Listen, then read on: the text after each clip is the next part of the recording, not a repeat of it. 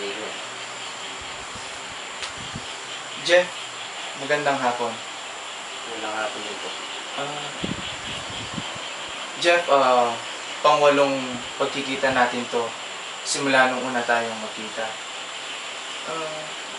Sa walong nating beses na pagkikita, Jeff, dito marami na tayong napag-usapan tungkol sa pinagdadaanan mo sa seminaryo. Lalong-lalo na yung sinasabi mo na at naobserbahan mo na galit sa iyo ang mga seminarista na sinasabi din naman ng mga formators tungkol sa iyo. Jeff, sa mga pag-uusap natin, ano yung nararamdaman mo? Pinag-uusapan natin lahat yon. Sinasabi mo, kinukwento mo yung mga nangyari. Ano yung nararamdaman mo, Jeff? Ito lang po, nahiya talaga ako. Nahiya ka. Kasi, naisip ko, galit ka. Galit ka sa akin. Kung parang sa tingin ko, inisip mo na napakasama ako ng tao. Sa mga kwento ko, na nasa seminaryo, pag nagagalit na ako sa mga kasama ko. Parang ganun yung nakikita ko kasi sa atin ngayon, sa pag-uusap natin. Hindi ko alam kung nag-iinis ka na. Kasi parang parang hindi ako ganun ka nagipag-work sa'yo. Kaya ewan ko parang naisip mo na parang hindi ako gano'n na cooperative. And naisip ko rin parang minsan parang hindi na rin din nagkakaroon ng progress. Jeff, sa progress, sa ating pag-usap, lagi mong nababanggit yung salitang galit.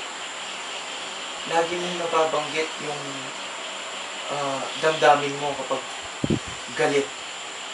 Lagi kang nagagalit. Ano ba yung meron sa galit, Jeff? Balikan natin, ano ba yung mga nagpapagalit sa iyo, Jeff?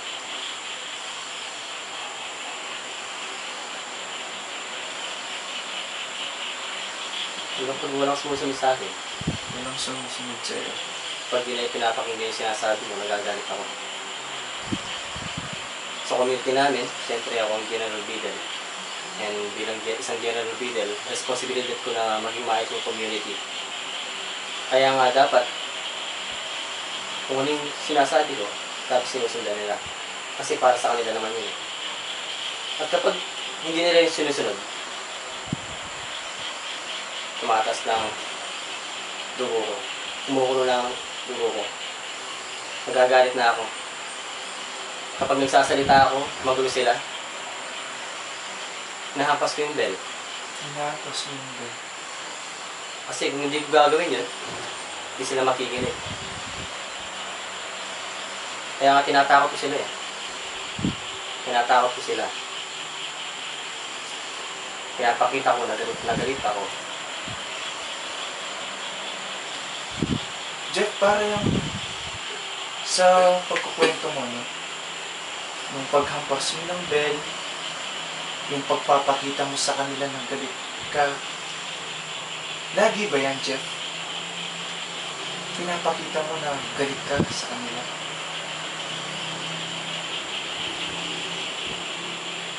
Hindi ko alam. Pero sa tuwing may nakikita akong kahit kundi pagkakamali, nagagalit kagad ako. Mainit na kagad ang ulo ko. Kapag nakita ko yung ka-brothers ko na halimbawa, hindi pumasok, hindi nagatid ng prayer, inis na inis ako. Parang gusto ko siyang sapukin. Parang gusto ko siyang suntukin. Kasi dahil sa pagbabayad niya yun, pwede rin ako mapahamak. Kaya nga, pagdating ng dinner, tatayo ako. Ipapahiya ko siya. Gagawin ko siyang halimbawa sa mga ibang brothers ko. Ipapakita ko ang sino mang hindi sumunod sa akin, ganito ang mangyayari sa kanila. Jeff,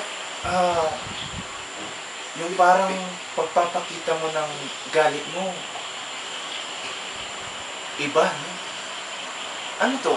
Talagang, saan nanggagaling yung gusto mo silang suntukin?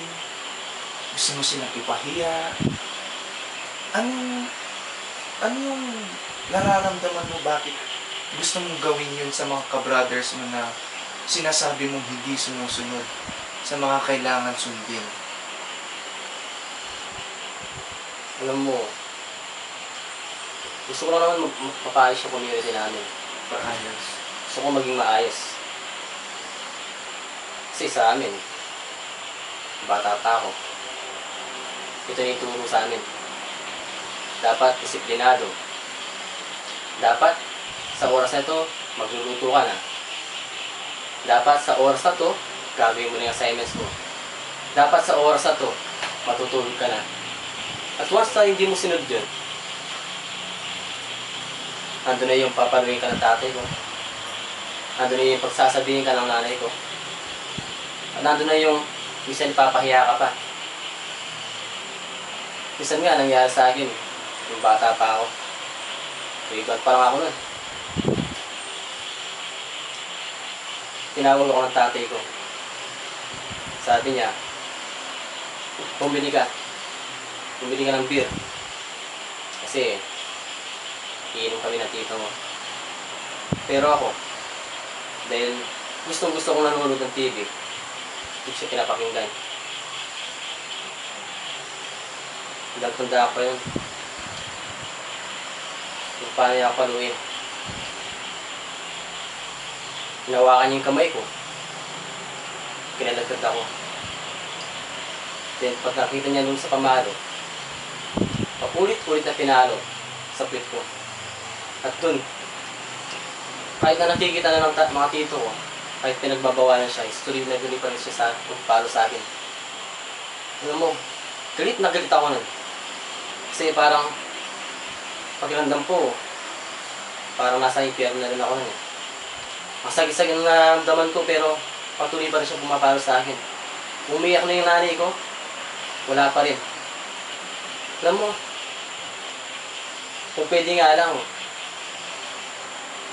tumakbo ako nun. Pero hindi ko magawa, kasi hawak niya ako. At kapag naalala ko yung mga bagay na yun,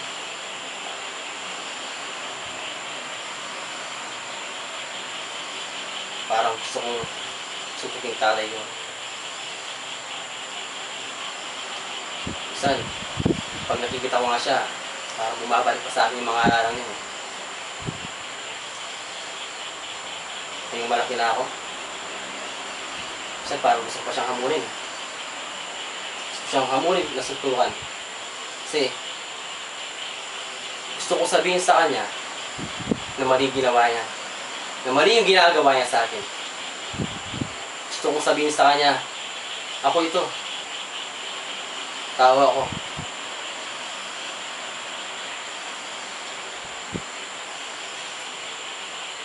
Jeff, talagang pinapakita mo na galit ka sa tatay mo. Jeff, yung bang galit mo sa tatay mo, hanggang ngayon ba, naipapadama mo ba sa iba? O sa anong paraan mo pinapakita yung galit? O lumalabas pa ba ito o hindi? Anong madalas kong ginagawa talaga? Kung nagagalit na ako, malabas ako ng bahay. Punta ako sa likod. Hanap ako ng stick. Then, naglalakad ako. Habang naglalakad ako sa daan, lahat ng makita ko, halaman, papaluin ko yan. Makita ko ng aso, papaluin ko yan. Makita ko ng pato, papaluin ko yan. Anyway, parang nasa scare pa kasi ako yan. parang nasisihan ako pag ginagawa ko yun. So hanggang ngayon, Jeff, nakikita mo ba yung sariling na ginagawa mo pa yan?